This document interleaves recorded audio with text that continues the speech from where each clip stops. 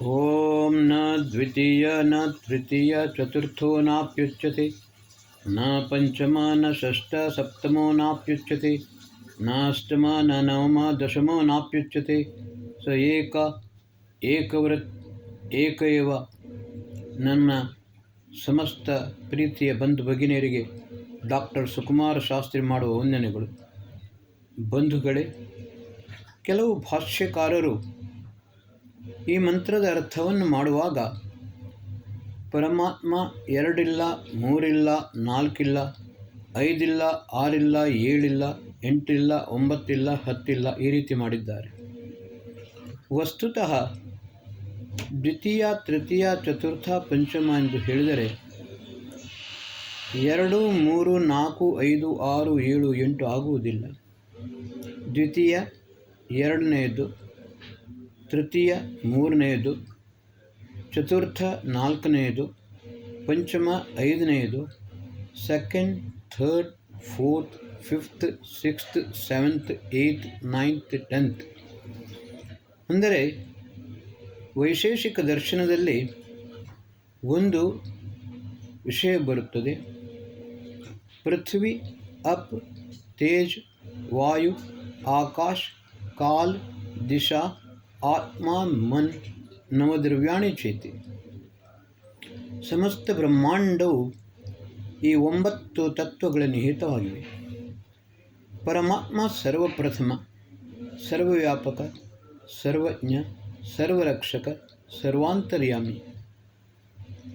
ಮಿಕ್ಕಿದ್ದೆಲ್ಲವೂ ಪ್ರತ್ಯೇಕ. ಈ 9 ತತ್ವಗಳಲ್ಲಿ ಸಂಪೂರ್ಣ ಬ್ರಹ್ಮಾಂಡಗಳು ಪೃಥ್ವಿ, ಅಪ್, ತೇಜ್, ವಾಯು, ಆಕಾಶ್, ಕಾಲ್, ದಿಶಾ, ಆತ್ಮ, ಮನ್ ಈ 9 ತತ್ವಗಳಲ್ಲಿ ಸಂಪೂರ್ಣ ಬ್ರಹ್ಮಾಂಡವು ನಿಹಿತವಾಗಿದೆ. ಇವು ಯಾವುವೂ ಕೂಡ ಪರಮಾತ್ಮನಾಗಲು ಸಾಧ್ಯವಿಲ್ಲ. ಪರಮಾತ್ಮ ಎಲ್ಲರಿಗಿಂತ ಮೊದಲು ಸರ್ವಜ್ಞ, ಸರ್ವವ್ಯಾಪಕ, ಸರ್ವಾಂತರ್ಯಾಮಿ, ಸರ್ವರಕ್ಷಕ, ಸರ್ವದ್ರಷ್ಟ. ಬಂಧುಗಳೇ, ಪೃಥ್ವಿ, ಅಪ್, ತೇಜು ಅಂತ ಮೊದಲಿನಿಂದ ಆರಂಭಿಸೋಣ. ಆಕಾಶ. ಆಕಾಶದಲ್ಲಿ ಒಂದು ಗುಣ ಶಬ್ದ. ಆಕಾಶದ ನಂತರ ಬರುತ್ತದೆ ವಾಯು. ವಾಯುವಿನಲ್ಲಿ ಸ್ಪರ್ಶ. ಆದರೆ ವಾಯುವಿನಲ್ಲಿ ಆಕಾಶ ಮತ್ತು ಸ್ಪರ್ಶ 2 ಗುಣಗಳಿರುತ್ತವೆ. ವಾಯುವಿನ ನಂತರ ಅಗ್ನಿ. ಅಗ್ನಿಯ ಗುಣ ರೂಪ. ಆದರೆ ಅಗ್ನಿಯಲ್ಲಿ ಆಕಾಶ, ವಾಯು ಮತ್ತು ಅಗ್ನಿ ಈ 3 ಗುಣಗಳು ಇರುತ್ತವೆ. ಅಗ್ನಿಯ ನಂತರ ಬರುತ್ತದೆ ಜಲ. ಜಲದ ಮುಖ್ಯ ಗುಣ ರಸ. ಆದರೆ ಈ ಜಲದಲ್ಲಿ 4 ಗುಣಗಳಿರುತ್ತವೆ. ಆಕಾಶದ ಶಬ್ದ, ವಾಯುವಿನ ಸ್ಪರ್ಶ, ಅಗ್ನಿಯ ರೂಪ ಮತ್ತು ಜಲದ ರಸ. ಜಲದ ನಂತರ ಬರುತ್ತದೆ ಪೃಥ್ವಿ. ಈ ಪೃಥ್ವಿಯ ಮೂಲ ಗುಣ ಗಂಧ. ಆದರೆ ಇದರಲ್ಲಿ ಆಕಾಶದ ಶಬ್ದ, ವಾಯುವಿನ ಸ್ಪರ್ಶ, ಅಗ್ನಿಯ ರೂಪ, ಜಲದ ರಸ, ಪೃಥ್ವಿಯ ಗಂಧ 5 ಗುಣಗಳು ಕೂಡ ಪೃಥ್ವಿಯಲ್ಲಿ ನಿಹಿತವಾಗುತ್ತವೆ. ಎಲ್ಲ ತತ್ವಗಳು ಯಾವುದು ಪರಮಾತ್ಮ ಆಗುವುದಿಲ್ಲ. ಯೋ ದದಾತಿ ಸ ದೇವತಾ. ಎಲ್ಲರೂ ದೇವತೆಗಳೇ. ಯಾರು ನಮಗೆ ಕೊಡುತ್ತಾರೋ ಅಥವಾ ಯಾವ ವಸ್ತುಗಳು ನಮಗೆ ಕೊಡುತ್ತವೆಯೋ ಅವೆಲ್ಲವೂ ದೇವತೆಗಳು. ಆದರೆ ಇಲ್ಲಿ ಒಂದು ವಿಷಯ ಏನು ಅಂತ ಹೇಳಿದರೆ, ವೇದ ಹೇಳುತ್ತದೆ, ಮಾತಾ ಭೂಮಿ ಪುತ್ರೋಹಂ ಪೃಥಿವ್ಯಾ. ಪೃಥ್ವಿ, ನಾನು ಪೃಥ್ವಿಯ ಪುತ್ರ, ಈ ಭೂಮಿ ನನ್ನ ಮಾತೆ. ನಾವು ಆಕಾಶವನ್ನಾಗಲಿ, ವಾಯುವನ್ನಾಗಲಿ, ಜಲವನ್ನಾಗಲಿ ಅಥವಾ ಅಗ್ನಿಯನ್ನಾಗಲಿ, ಆಕಾಶ, ವಾಯು, ಅಗ್ನಿ, ಜಲ ಈ 4 ತತ್ವಗಳನ್ನು ಕೂಡ ನಾವು ಮಾತೆ ಎಂದು ಹೇಳುವುದಿಲ್ಲ. ಆದರೆ ಪೃಥ್ವಿ ಮಾತಾ ಭೂಮಿ ಪುತ್ರೋಹಂ ಪೃಥಿವ್ಯಾಹ, ಈ ಭೂಮಿ ನಮ್ಮ ಮಾತೆ, ನಾನು ಪೃಥ್ವಿಯ ಪುತ್ರನಾಗಿದ್ದೇನೆ. ಬಂಧುಗಳೇ, ಇವಾಗ ನಾವು ಇದನ್ನು ಅರ್ಥ ಮಾಡಿಕೊಳ್ಳಬೇಕು. ಹಿಂದಿನ ಎಪಿಸೋಡ್ನಲ್ಲಿ ನಾನು ಹೇಳಿದ್ದೇನೆ, ಈ ಸೃಷ್ಟಿ ಭಗವಂತ ನ್ಯಾಯದಿಂದ ನಡೆಯುತ್ತದೆ. ಪುರುಷ ಪಂಗು, ಪ್ರಕೃತಿ ಅಂಧ, ಪ್ರಕೃತಿಯ ಹೆಗಲ ಮೇಲೆ ಕುಳಿತುಕೊಂಡು ಪುರುಷ ಪ್ರಕೃತಿಯನ್ನು ಮುನ್ನಡೆಸುತ್ತಾನೆ. ಆದರೆ ಯಾವ ಪರಿಸ್ಥಿತಿಯಲ್ಲಿಯೂ ಪ್ರಕೃತಿಯನ್ನು ನಾಶ ಮಾಡಬಾರದು.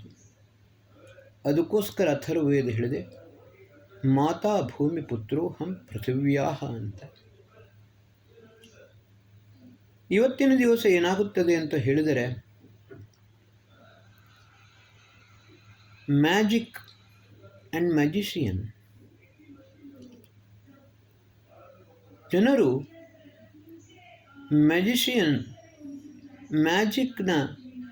ಮ್ಯಾಜಿಷಿಯನ್ ಮಾಡುವ ಮ್ಯಾಜಿಕ್ಕಿಗೆ ಮರುಳಾಗಿ ಮ್ಯಾಜಿಷಿಯನ್ನನ್ನೇ ಭಗವಂತ ಎಂದು ತಿಳಿದುಕೊಳ್ಳುತ್ತಾರೆ.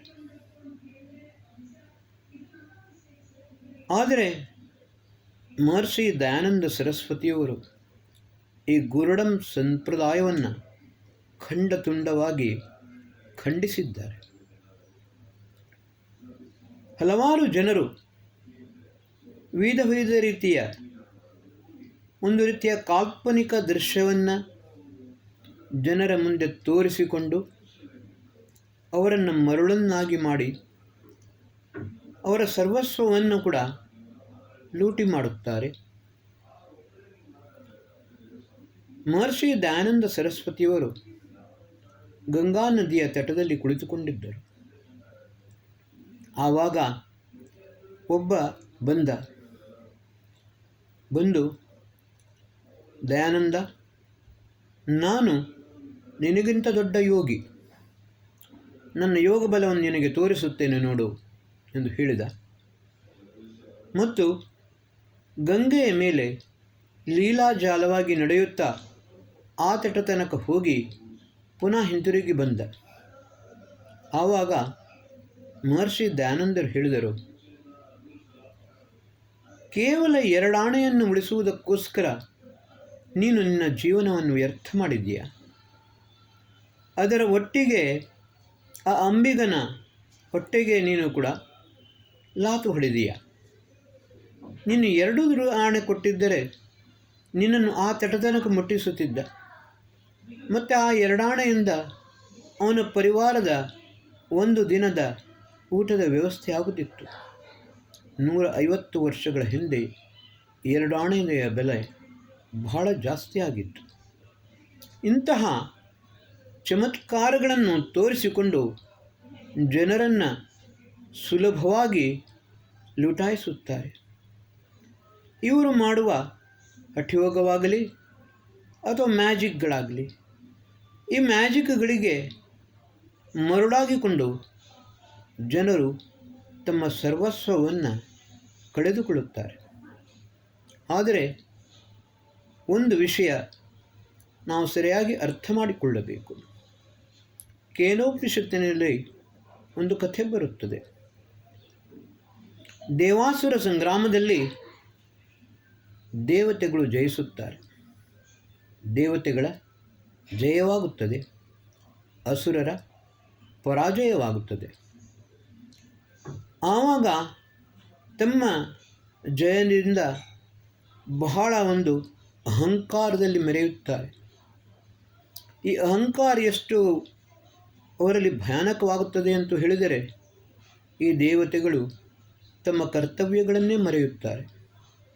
ಆವಾಗ ಪರಮಾತ್ಮ ಇವರ ಮೇಲೆ ಒಂದು ಪರೀಕ್ಷೆಯನ್ನು ಮಾಡಬೇಕು ಮತ್ತು ಇವರಿಗೆ ಸರಿಯಾದ ಬುದ್ಧಿಯನ್ನು ಕಲಿಸಬೇಕು ಎಂದು ಆಲೋಚಿಸುತ್ತಾನೆ. ಕೇನೋಪನಿಷತ್ತಿನಲ್ಲಿ ಈ ಕಥೆಯಲ್ಲಿ ಬರುತ್ತದೆ. ಎಲ್ಲ ದೇವತೆಗಳು ಒಂದು ಕಡೆಯಲ್ಲಿ ಒಟ್ಟಾಗಿ ಸೇರಿದ್ದರು.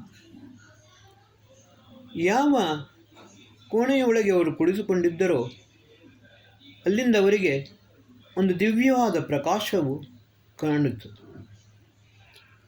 ಆದರೆ ಆ ಪ್ರಕಾಶ ಏನು, ಯಾವುದು, ಯಾರದ್ದು ಎಂಬುದು ಯಾರಿಗೂ ಗೊತ್ತಾಗಲಿಲ್ಲ. ಬಂಧುಗಳೇ, ಆವಾಗ ಎಲ್ಲರಿಗೂ ಆಶ್ಚರ್ಯವಾಗ್ತದೆ.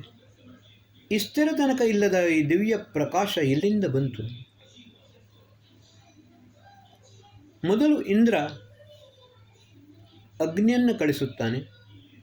ಅಗ್ನಿ, ನೀನು ಹೋಗಿ ನೋಡಿಕೊಂಡು ಬಾ, ಆ ಪ್ರಕಾಶ ಯಾವುದು, ಯಾರ ಶಕ್ತಿ ಎಂದು ತಿಳಿದುಕೊಂಡು ಬಾ ಎಂದು ಹೇಳುತ್ತಾನೆ. ಅಗ್ನಿ ಹೊರಗೆ ಬರುತ್ತಾನೆ. ಹೊರಗೆ ಬಂದು, ನೀನು ಯಾರು, ಈ ಪ್ರಕಾಶ ಎಲ್ಲಿಂದ ಬಂದಿದೆ ಎಂದು ಕೇಳುತ್ತಾನೆ ಅಗ್ನಿ. ಆವಾಗ ಆ ಪ್ರಕಾಶದಿಂದ ಒಂದು ಪುನಃ ಪ್ರಶ್ನೆ ಬರುತ್ತದೆ, ನನ್ನ ವಿಷಯ ಬಿಡು, ನೀನು ಯಾರು, ಏನನ್ನು ಮಾಡಬಲ್ಲೆ? ಆವಾಗ ಅಗ್ನಿ ಹೇಳುತ್ತಾನೆ, ಅಗ್ನಿರ್ವ ಜಾತವೇದ, ನಾನು ಅಗ್ನಿ, ನನ್ನ ಹೆಸರು ಜಾತವೇದ. ಆವಾಗ ಪುನಃ ಪ್ರಶ್ನೆ ಬರುತ್ತದೆ, ನೀನು ಏನನ್ನು ಮಾಡಬಲ್ಲೆ? ಆವಾಗ ಅಗ್ನಿ ಹೇಳುತ್ತಾನೆ, ಕ್ಷಣ ಮಾತ್ರದಲ್ಲಿ ನಾನು ಎಲ್ಲವನ್ನೂ ಸುಡಬಲ್ಲೆ. ಆ ಸಮಯದಲ್ಲಿ ಒಂದು ತೃಣ ಮುಂದೆ ಬರುತ್ತದೆ. ನೋಡು, ಮೊದಲು ಈ ತೃಣವನ್ನು ಸುಟ್ಟು ಹಾಕು. ಅಗ್ನಿ ನಗುತ್ತಾನೆ. ಮೊದಲು ಒಂದು ಉಪಹಾಸ ರೂಪದಲ್ಲಿ ಸರ್ಪವನ್ನೇ ಮಾಡುತ್ತಾನೆ. ಕ್ರಮೇಣ ಅವನಿಗೆ ಗೊತ್ತಾಗುತ್ತದೆ ಇದರಿಂದ ಸಾಧ್ಯವಿಲ್ಲ ಅಂತ. ತನ್ನ ಪೂರ್ಣ ಶಕ್ತಿಯನ್ನು ಪ್ರಯೋಗಿಸುತ್ತಾನೆ. ಆದರೆ ಒಂದು ತೃಣವನ್ನು ಸುಡಲು ಅಗ್ನಿಯಿಂದ ಸಾಧ್ಯವಾಗಲಿಲ್ಲ. ಏಕೆಂದರೆ ಅಗ್ನಿಯ ಶಕ್ತಿಯನ್ನು ಪರಮಾತ್ಮ ಮೊದಲೇ ತೆಗೆದುಕೊಳ್ಳುತ್ತಾನೆ. ಅಗ್ನಿ ಒಳಗೆ ಹೋಗಿ ಇಂದ್ರನ ಹತ್ರ ಹೇಳುತ್ತಾನೆ, ಇಂದ್ರ, ಯಾರು ಅಂತ ತಿಳಿಯಲು ನನಗೆ ಸಾಧ್ಯವಾಗಲಿಲ್ಲ. ಆವಾಗ ಇಂದ್ರ ವಾಯುವನ್ನು ಕಳಿಸುತ್ತಾನೆ. ವಾಯುದೇವತೆ, ಹೊರಗೆ ಹೋಗಿ ನೋಡು, ಆ ಪ್ರಕಾಶ ಯಾರದ್ದು, ಯಾರು ಎಂದು ತಿಳಿದುಕೊಂಡು ಬಾ ಅಂತ. ಆಗ ವಾಯುದೇವತೆ ಹೊರಗೆ ಬರುತ್ತಾನೆ. ಹೊರಗೆ ಬಂದುಕೊಂಡು ಕೇಳುತ್ತಾನೆ, ನೀನು ಯಾರು, ಎಲ್ಲಿಂದ ಬಂದೆ, ಈ ಪ್ರಕಾಶ ಯಾರದ್ದು? ಯಾವ ರೀತಿ ಅಗ್ನಿಗೆ ಪುನಃ ಪ್ರಶ್ನೆ ಕೇಳಿದ ಅದೇ ರೀತಿಯ ಪ್ರಶ್ನೆಯನ್ನು ಕೇಳುತ್ತಾನೆ. ನೀನು ಹೇಳು, ನೀನು ಯಾರು, ಏನನ್ನು ಮಾಡಬಲ್ಲೆ? ಆವಾಗ ವಾಯು ಹೇಳುತ್ತಾನೆ, ವಾಯುರ್ವ ಮಾತರಿಶ್ವ, ನಾನು ವಾಯುದೇವತೆ, ಮಾತರಿಶ್ವ ಎಂದು ಕೂಡ ನನಗೆ ಹೇಳುತ್ತಾರೆ. ನೀನು ಏನನ್ನು ಮಾಡಬಲ್ಲೆ? ನಾನು ಕ್ಷಣ ಮಾತ್ರದ ಎಲ್ಲವನ್ನೂ ಕೂಡ ಹಾರಿಸಬಲ್ಲೆ. ಆವಾಗ ಒಂದು ತೃಣ ವಾಯುವಿನ ಎದುರಿನಲ್ಲಿ ಬರುತ್ತದೆ. ಮೊದಲು ವಾಯು ಅಪಹಾಸ್ಯವನ್ನು ಮಾಡುತ್ತಾನೆ. ಆಮೇಲೆ ಸಂಪೂರ್ಣ ಶಕ್ತಿಯನ್ನು ಪ್ರಯೋಗಿಸಿದರೂ ಆ ತೃಣವನ್ನು ಹಾರಿಸಲು ಸಾಧ್ಯವಾಗಲಿಲ್ಲ. ಏಕೆಂದರೆ ಆ ದಿವ್ಯವಾದ ಶಕ್ತಿಯುಳ್ಳ ಪರಮಾತ್ಮನು ವಾಯುವಿನ ಶಕ್ತಿಯನ್ನು ತೆಗೆದುಕೊಳ್ಳುತ್ತಾನೆ. ಇದರಿಂದ ಸೋತು ವಾಯು ಒಳಗೆ ಹೋಗಿ ಇಂದ್ರನಂತ ಹೇಳುತ್ತಾನೆ, ಇಂದ್ರ, ಆ ಶಕ್ತಿ ಯಾವುದು, ಆ ಪ್ರಕಾಶ ಯಾವುದು, ಅದು ನನಗೆ ತಿಳಿಯಲು ಸಾಧ್ಯವಾಗಲಿಲ್ಲ. ಆವಾಗ ಇಂದ್ರ ಆಲೋಚನೆ ಮಾಡುತ್ತಾನೆ, ಅಗ್ನಿ ಮತ್ತು ವಾಯು ಇವೆರಡರಿಂದಲೂ ಆ ಶಕ್ತಿಯನ್ನು, ಆ ಪ್ರಕಾಶವನ್ನು ತಿಳಿಯಲು ಸಾಧ್ಯವಾಗಲಿಲ್ಲ. ಹಾಗಾದರೆ ಬೇರೆಯವರ ಪಾಡೇನು, ನಾನೇ ಸ್ವತಃ ಹೋಗಿ ನೋಡುತ್ತೇನೆ ಎಂದು ಹೇಳ್ತಾನೆ. ಇಂದ್ರ ಹೊರಗೆ ಬರುತ್ತಾನೆ. ಹೊರಗೆ ಬಂದಾಗ ಆ ದಿವ್ಯವಾದ ಪ್ರಕಾಶ ಅಂತರ್ಧಾನವಾಗುತ್ತದೆ. ಆದರೆ ಅದೇ ಸಮಯದಲ್ಲಿ ಕೇನೋಪನಿಷತ್ತು ಹೇಳುತ್ತದೆ, ಬಹಳ ದಿವ್ಯವಾದ, ಅತ್ಯಂತ ಸೌಂದರ್ಯ ರಮಣೀಯವಾದ, ತೇಜಸ್ವಿನಿಯಾದ ಒಬ್ಬಳು ನಾರಿ ಪ್ರತ್ಯಕ್ಷಳಾಗುತ್ತಾಳೆ. ಉಪನಿಷತ್ತು ಉಮಾ ಹೈಮವತಿ ಎಂದು ಹೇಳಿದೆ. ಕೆಲವು ಪೌರಾಣಿಕರು ಉಮಾ ಎಂದು ಹೇಳಿದರೆ ಪಾರ್ವತಿ ಎಂದು ಕೂಡ ಹೇಳುತ್ತಾರೆ. ಇಂದ್ರ ಅವಳ ಪಾದಕ್ಕೆರಗುತ್ತಾನೆ. ಅಮ್ಮ, ನೀನು ಯಾರು? ಇಷ್ಟರ ತನಕ ಇಲ್ಲಿ ಯಾರ ಪ್ರಕಾಶವಿತ್ತು? ದಯಮಾಡಿ ನನಗೆ ಹೇಳುತ್ತೀಯಾ? ಆವಾಗ ಉಮಾ ಹೈಮವತಿ ಇಂದ್ರನನ್ನು ಮೇಲೆ ಎದ್ದು, ಕಂದ, ಇದು ಪ್ರಕಾಶ ಪರಮಾತ್ಮನದ್ದು. ಆ ಸರ್ವಶಕ್ತ ಸರ್ವಪ್ರಕಾಶ ಸ್ವರೂಪನಾದ ಪರಮಾತ್ಮ. ನೀವೆಲ್ಲರೂ ಅಸುರರನ್ನು ಪರಾಜಯಿಸಿದರು, ಅವರ ಮೇಲೆ ಜಯವನ್ನು ಪ್ರಾಪ್ತ ಮಾಡಿಕೊಂಡು ನಿಮ್ಮದೇ ಶಕ್ತಿಯಿಂದ ನೀವು ಅಸುರರನ್ನು ಪರಾಜಯ ಮಾಡಿದ್ದೀರಿ ಎಂದು ಹೇಳಿಕೊಂಡು ಅಹಂಕಾರದಿಂದ ಮೆರೆದಿದ್ದೀರಿ. ಅಷ್ಟು ಮಾತ್ರವಲ್ಲ, ನಿಮ್ಮ ಕರ್ತವ್ಯವನ್ನು ಮರೆತು ಬಿಟ್ಟರಿ. ಇದು ನೀವು ಮಾಡಿದ ಬಹಳ ಅಪರಾಧ. ಅದಕ್ಕೋಸ್ಕರವೇ ನಿಮಗೆ ಸರಿಯಾದ ಪಾಠ ಕಲಿಸಬೇಕೆಂದು ಹೇಳಿಕೊಂಡು ಸ್ವತಃ ಸರ್ವಶಕ್ತನಾದ ಪರಮಾತ್ಮ ಇಲ್ಲಿ ಬಂದ. ನೋಡಿ, ಉಪನಿಷತ್ತು ಮುಂದೆ ಹೇಳುತ್ತದೆ, ಯತ್ ಚಕ್ಷುಷಾ ನ ಪಶ್ಯತಿ ಏನ ಚಕ್ಷೂಂಚಿ ಪಶ್ಯತಿ ತದೇವ ಬ್ರಹ್ಮತ್ವಂ ವಿಧಿ ನೇದಂ ಯದಿದಂ ಉಪಾಸತೆ. ಯಾರನ್ನು ಅಥವಾ ಯಾವುದನ್ನು ಈ ಚಕ್ಷುಗಳು ನೋಡಲು ಸಾಧ್ಯವಿಲ್ಲವೋ, ಆದರೆ ಯಾರ ಶಕ್ತಿಯಿಂದ ಈ ಚಕ್ಷುಗಳು ನೋಡುತ್ತವೆಯೋ ಆ ಶಕ್ತಿಯನ್ನೇ ಪರಮ ಬ್ರಹ್ಮ ಎಂದು ತಿಳಿದಿ. ಅದರ ಹೊರತಾಗಿ ಬೇರೆ ಯಾರು ಬ್ರಹ್ಮನಾಗಲು ಸಾಧ್ಯವಿಲ್ಲ. ಯದ್ ವಾಚಾನಭ್ಯುತಿತಂ ಏನ ವಾಗಭ್ಯುಜ್ಯತೆ ತದೇವ ಬ್ರಹ್ಮತ್ವಂ ವಿದ್ಧಿನೇದಂ ಯದಿದಂ ಉಪಾಸತೆ. ಯಾರ ವರ್ಣನೆಯನ್ನು ಈ ವಾಣಿಯು ಮಾಡಲು ಸಾಧ್ಯವಿಲ್ಲವೋ ಮತ್ತು ಯಾರ ಶಕ್ತಿಯಿಂದ ಈ ಈ ವಾಣಿಯು ವರ್ಣನೆಯನ್ನು, ಅಭಿಪ್ರಾಯವನ್ನು, ಮಾತನ್ನು ಹೇಳುತ್ತದೆಯೋ ಆ ಶಕ್ತಿಯನ್ನೇ ಪರಬ್ರಹ್ಮ ಎಂದು ತಿಳಿ. ಇದರ ಹೊರತಾಗಿ ಬೇರೆ ಯಾರು ಬ್ರಹ್ಮನಾಗಲು ಸಾಧ್ಯವಿಲ್ಲ. ಯತ್ ಘ್ರಾಣೇನ ನ ಘ್ರಾಣಿತಿ ಏನ ಘ್ರಾಣ ಘೃಣೀಯತೆ ತದೇವ ಬ್ರಹ್ಮತ್ವಂ ವಿದ್ಧಿ ನೇದಂ ಯದಿದಂ ವಾಸತೆ. ಈ ಘ್ರಾಣ ಎಂದರೆ ವಾಸನೆ. ಈ ಘ್ರಾಣೇಂದ್ರಿಯಿಂದಲೂ ಯಾರನ್ನು ತಿಳಿದುಕೊಳ್ಳಲು ಸಾಧ್ಯವಿಲ್ಲ. ಆದರೆ ಯಾರ ಶಕ್ತಿಯಿಂದ ಈ ಘ್ರಾಣೇಂದ್ರಿಯ ಕೆಲಸವನ್ನು ಮಾಡುತ್ತದೆ ಆ ಶಕ್ತಿಯನ್ನೇ ಪರಮಾತ್ಮ ಎಂದು, ಪರಬ್ರಹ್ಮನೆಂದು ತಿಳಿ. ಇದರ ಹೊರತಾಗಿ ಬೇರೆ ಇತರ ಯಾರೂ ಬ್ರಹ್ಮನಾಗಲು ಸಾಧ್ಯವಿಲ್ಲ, ಪರಮಾತ್ಮನಾಗಲು ಸಾಧ್ಯವಿಲ್ಲ. ಯತ್ ಶ್ರೋತ್ರೇಣ ನ ಶೃಣೋತಿ ಏನ ಶ್ರೋತ್ರಮಿದಂ ಶ್ರುತಂ ತದೇವ ಬ್ರಹ್ಮತ್ವಂ ವಿದ್ಯನೇದಂ ಯದಿದಂ ಉಪಾಸತೆ. ಈ ಶ್ರೋತ್ರೇಂದ್ರಿಯಗಳು ತಾವು ಸ್ವತಃ ಏನನ್ನು ಕೇಳಲು ಸಾಧ್ಯವಿಲ್ಲ. ಆದರೆ ಯಾರ ಶಕ್ತಿಯಿಂದ ಈ ಶ್ರೋತ್ರೇಂದ್ರಿಯಗಳು ಎಲ್ಲ ಶಬ್ದವನ್ನು, ಎಲ್ಲ ವಿಷಯವನ್ನು ಕೇಳುತ್ತವೆಯೋ, ತಿಳಿದುಕೊಳ್ಳುತ್ತವೆಯೋ ಆ ಶಕ್ತಿಯನ್ನು ಪರಬ್ರಹ್ಮ ಪರಮಾತ್ಮ ಎಂದು ತಿಳಿ. ಅದರ ಹೊರತಾಗಿ ಇತರ ಯಾವ ಶಕ್ತಿಯೂ ಪರಮಾತ್ಮನಾಗಲು ಸಾಧ್ಯವಿಲ್ಲ. ಯತ್ ಪ್ರಾಣೇನ ನ ಪ್ರಾಣಿತಿ ಏನ ಪ್ರಾಣ ಪ್ರಣೀಯತೆ ತದೇವ ಬ್ರಹ್ಮತ್ವಂ ವಿದ್ಧಿ ನೇದಂ ವ್ಯದಿದಂ ಉಪಾಸತೆ. ಈ ಪ್ರಾಣಶಕ್ತಿ ಸ್ವತಃ ಏನನ್ನೂ ಮಾಡಲು ಸಾಧ್ಯವಿಲ್ಲ. ಆದರೆ ಈ ಪ್ರಾಣ ಒಂದು ಕಡೆ ಇನ್ನೊಂದು ಕಡೆ ಆವಾಗಮನದ ವ್ಯವಹಾರವನ್ನು ಮಾಡುತ್ತದೆ. ಯಾರ ಶಕ್ತಿಯನ್ನು ಮಾಡುತ್ತದೆಯೋ ಆ ಪರಮಶಕ್ತಿಯನ್ನು ಪರಬ್ರಹ್ಮ ಪರಮಾತ್ಮನೆಂದು ತಿಳಿ. ಇದರ ಹೊರತಾಗಿ ಯಾವ ಶಕ್ತಿಯೂ ಕೂಡ ಪರಮಾತ್ಮನಾಗಲು ಸಾಧ್ಯವಿಲ್ಲ. ಇದರ ತಾತ್ಪರ್ಯವಿಷ್ಟೇ, ನಾವು ಯಾವುದೇ ಇಂದ್ರಿಯಗಳಿಂದ ಪರಮಾತ್ಮನನ್ನು ತಿಳಿಯಲು ಸಾಧ್ಯವಿಲ್ಲ. ಕೇವಲ ನಮ್ಮ ಆತ್ಮನ ಮೂಲಕ ಆತ್ಮನ ಆತ್ಮಾನಂ ಅಭಿಸಂವೇಶ ಜೀವಾತ್ಮನ ಪರಮಾತ್ಮಾನಂ ಅಭಿಸಂವೇಶ.